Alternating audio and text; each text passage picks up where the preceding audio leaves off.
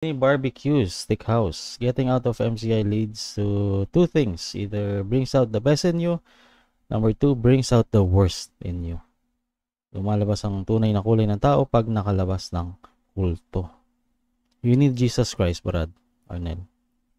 Oo, puro ka bintang. Biruin mo ano, Brox, sa dami-dami nang kukunin mong katangian na magaganda kay Jesus, ang kinuha niya yung yung pagmumura daw. Oh, Ba't oh, yun ang kinuha mo, lahi ng Arnel? ulupong. Ang dami, ang dami niyang tinuro na magagandang kaasalan eh. Ang kinuha mo, yung Diablo kayo, umalahing ulupong, anak ng patutot, ba't yun ang kinuha mo?